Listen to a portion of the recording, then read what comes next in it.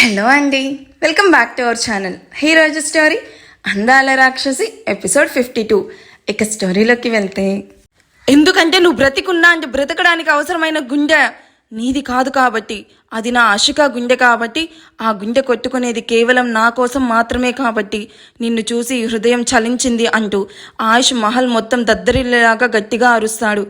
ఆయుష్ మాటలకు ఆశి షాక్ అయ్యి సోఫాలో కూర్చుంటే ఆయుష్ ఆశి ముందుకు వచ్చి, ఏంటి షాక్ అయ్యావా?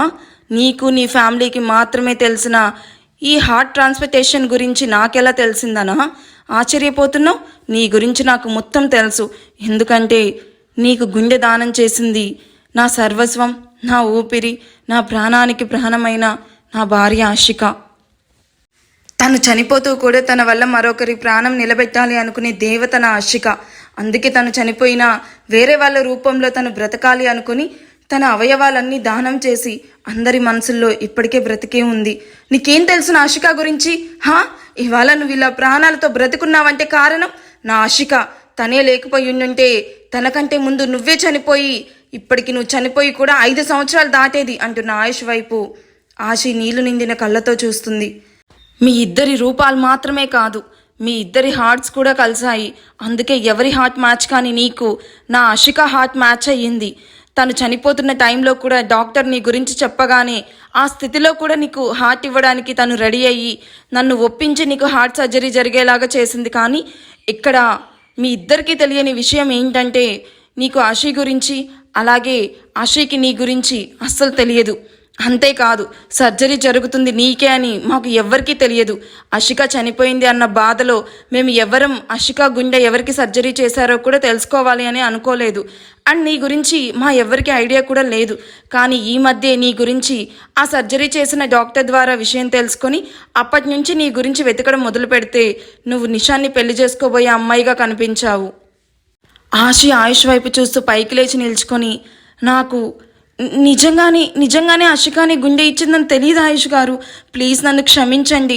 మిమ్మల్ని ఇలా అడిగే రైట్ కూడా నాకు లేదని తెలుసు. కానీ మిమ్మల్ని క్షమించమని అడగడం తప్ప ఇంకేమీ చేయలేను అంటూ కన్నీళ్లతో చూస్తూ, మీరు నా లైఫ్లోకి బలవంతంగా వచ్చారన్న కోపం, నా ప్రేమను దూరం చేశారన్న బాధ, నా మీద మీరు అజమాయిషి చూపిస్తున్నారన్న విసుగు, నా లైఫ్ను మీకు నచ్చినట్టుగా చేంజ్ చేస్తున్నారన్న ఆవేశంతోనే నేను మీ మీద ద్వేషాన్ని పెంచుకునేలా చేశాయి. మీ లైఫ్లో ఏం జరిగింది ఆయుష్ గారు? ప్లీజ్ అలా కోపంగా చూడకండి. ఇప్పటి వరకు ఇది మీకు ఆశికాకి సంబంధించిన విషయం కావచ్చు, కానీ ఇప్పుడు ఇది నాకు కూడా సంబంధించిన విషయం అని నాకు అర్థమవుతుంది. ప్లీజ్ ఆయుష్ గారు చెప్పండి, ఆశిక ఎవరు? మీకు తనకి ఎలా పరిచయం? తను ఎలా చనిపోయింది? ఎప్పుడు ఇండియాకి రాని మీరు సడన్గా ఇండియాకి ఎందుకు వచ్చారు? ఆయుష్ ఆశి చేయి పట్టుకొని, మీరెవరూ మా వెనక రాకండి, ఇది నాకు దీనికి సంబంధించిన విషయం అంటూ మోహిత్ వైపు చూస్తూ మోహికం అని చెప్పగానే మోహిత్, నిషాన్ అండ్ విక్రమ్ ఆయుష్ వెనకనే వెళ్తారు. ఆయుష్ 5th ఫ్లోర్లో ఉన్న తన సీక్రెట్ రూమ్ డోర్ ఓపెన్ చేసి అందరూ ఆ రూమ్లోకి వెళ్ళగానే విక్రమ్ డోర్ లాక్ చేస్తాడు. వెనకనే వెళ్ళాలి అని ఫాస్ట్గా వచ్చిన ప్రణవి విక్రమ్ అలా డోర్ లాక్ చేయడం వల్ల పగిలిన తన ముక్కుని రుద్దుకుంటూ, దొంగ సచ్చినోడు కావాలనే వేసినట్టున్నాడు, అమ్మా నా ముక్కు అని ఎర్రగా కందిపోయిన ముక్కుని రుద్దుకుంటూ మరోవైపు విక్రమ్ని తిట్టుకుంటూ తన రూమ్కి వెళ్తుంది. ఆశి ఆ రూమ్ వైపు అయోమయంగా చూస్తూ, ఆయుష్ గారు ఆశికాకి సంబంధించిన ఫొటోస్ ఈ రూమ్లో కూడా భద్రంగా దాచిపెట్టారా అని ఆశ్చర్యంగా చూస్తూ ఆయుష్ స్క్రీన్ ఆన్ చేయగానే కనిపించిన వాళ్ళ పెళ్లి ఫోటోని చూస్తూ అనుకుంటుంది. ఆయుష్ ఆ రూమ్లోనే పెద్దగా ఎన్లార్ చేస్తున్న ఆశిక ఫోటోకి, ఆ ఫోటోకి దండ అండ్ ఆ ఫోటో ముందున్న దీపం వైపు బాధగా చూస్తూ, తనే నా ఆశిక, మంచితనానికి నిలువెత్తు రూపం, చూడ్డానికి ఎంత అందంగా ఉంటుందో తన మనసు కూడా అంతే అందంగా ఉంటుంది. పుట్టింది కోటీశ్వర్ల ఇంట్లో అయినా సింపుల్గా తన లైఫ్ లీడ్ చేసేది. తన గురించి తనకు దగ్గర వాళ్ళకి తప్ప ఎవరికి తెలియనిచ్చేది కాదు. అందరితో త్వరగా కలిసిపోయే మనస్తత్వం, పిల్లలంటే ప్రాణం. ఇప్పుడు నేను ప్రారంభించిన ఈ charities, old age homes, hospitals and schools అన్నీ తన నుండి నేర్చుకున్నవే, తన జ్ఞాపకంగా నడుపుతున్నవే.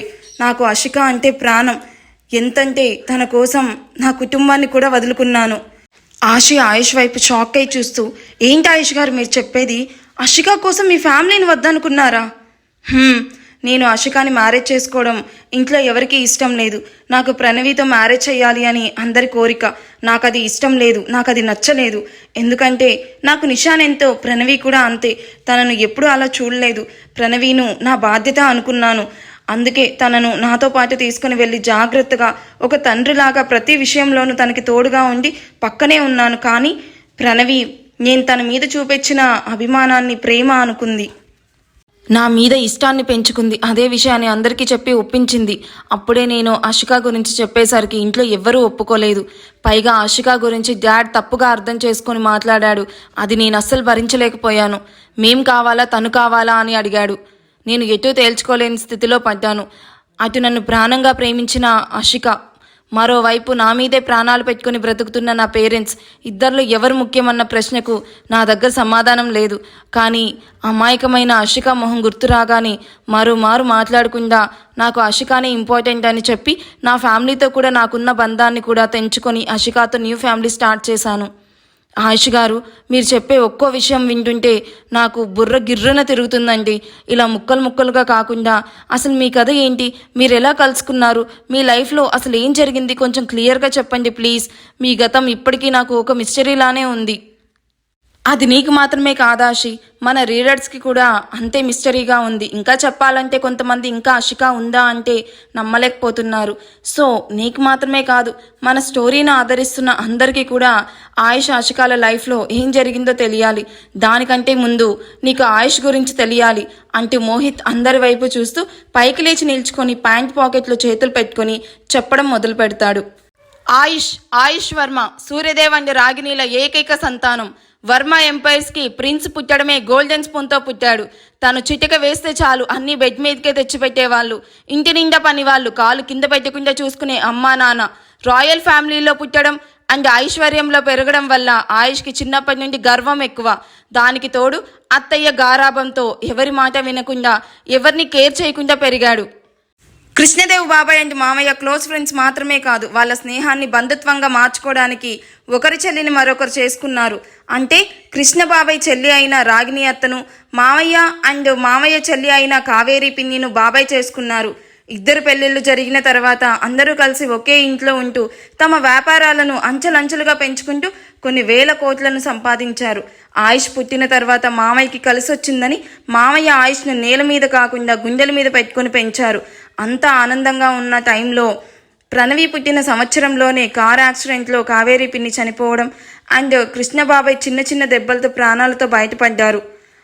అప్పటి నుండి ప్రణవిని కూడా రాగిణి అత్తయ్య ప్రేమగా పెంచారు. ఆయుష్తో పాటు ప్రణవిని కూడా సొంత బిడ్డలానే చూసుకున్నారు. ఆయుష్ గారు ఒక్కరే అత్తయ్యకి కొడుకైతే మరి నిషాన్ ఎవరన్నయ్యా అంటూ ఆశ్చర్యంగా మోహిత్ వైపు చూస్తుంది. మీరందరూ అనుకున్నట్టుగా నిషాన్ ఈ మహల్కి అసలైన వారసుడు కాదు. నిజానికి ఈ మహల్కి అసలైన వారసుడు ఆయుష్ మాత్రమే. మోహిత్ అని కంచుకటంలాగా వినిపించిన ఆయుష్ వాయిస్కి తనకన్నీ తెలియాలి కదా బావా, నన్ను చెప్పనివ్వు. ఏంట్రా నువ్వు చెప్పేది? మరోసారి నిషాన్ను వేరు చేసి మాట్లాడితే చంపేస్తాను. వాడు ఈ ఆయుష్ తమ్ముడు, ఈ మహల్కి రెండో వారసుడు, ఇది నిజం అంటూ కోపంగా చెప్పినా స్థిరంగా చెప్తాడు. ఆయుష్ తనని ఇప్పటికీ ఇంటి వారసుల్లాగే భావిస్తున్నందుకు నిషాన్ వేగంగా వెళ్ళి ఆయుష్ని హక్ చేసుకొని నీకు ఆశి దక్కకూడదని, తను నాకే దక్కాలన్న స్వార్థంతో నీ గురించి చెడుగా చెప్పానని తెలిసినా కూడా నన్ను ఎందుకన్నయ్య ఏమీ అనడం లేదు. నీ ప్రేమను నేను భరించలేకపోతున్నానన్నయ్య, నన్ను కొట్టన్నయ్య అంటూ ఆయుష్ చేతులతో తన చెంపల మీద వాయించుకుంటూ ఉన్న నిషాన్ని అడ్డుకుంటూ నువ్వేంటో నాకు తెలుసురా, ఇప్పుడే కాదు ఎప్పటికీ నువ్వే నా తమ్ముడివి సరేనా అంటూ అనగానే అన్నయ్య అంటూ నిషాన్ గట్టిగా ఆయుష్ని హక్ చేసుకుంటాడు. అది చూసిన అందరు కళ్ళు సంద్రాలే అవుతాయి.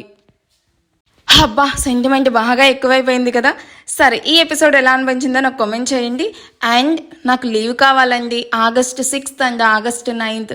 ప్లీజ్ నా లీవ్ కొంచెం అప్రూవ్ చేస్తారా? August 6th నా హస్బెండ్ బర్త్డే ఉంది. ఆ రోజు ట్రై చేస్తాను ఒక్క వీడియో అయినా అప్లోడ్ చేయడానికి. బట్ August 9th అయితే ఒక్క వీడియో కూడా ఇవ్వలేకపోవచ్చు. ఎందుకంటే ఆ రోజు గృహప్రవేశం ఉంది, వ్రతం చేయించుకుంటున్నాను. అండ్ నా బర్త్డే కూడా ఆ రోజే అనమాట. సో ఇన్ని ఉన్నప్పుడు అస్సలు పాసిబుల్ అవ్వదు కదా వీడియోస్ చేయడం. ఇంకా పూజ, వ్రతం ఇవన్నీ ఉన్నాయి అంటే అస్సలు కుదరదు. సో ప్లీజ్ నా లీవ్ కొంచెం అప్రూవ్ చేస్తారా? నేను ఇంకా ఆఫీస్లో కూడా చెప్పలేదు నాకు లీవ్ కావాలని, ఫస్ట్ మీ దగ్గరే అడుగుతున్నాను. అండ్ మీకు వెబ్సైట్లో వీడియోస్ చూసేటప్పుడు వాయిస్ రావట్లేదు, యూట్యూబ్లోనే వస్తుంది అని చెప్పారు కదా. ఇప్పుడు ఆ ప్రాబ్లం కూడా రిజాల్వ్ అయిపోయిందంటే చేసేసాము. ఇప్పుడు వెబ్సైట్లో వీడియో చూసే వాళ్ళకి వెబ్సైట్లోనే వాయిస్ వస్తుంది, ఒకసారి చెక్ చేయండి. అదనమాట విషయం. Thank you for watching. Bye.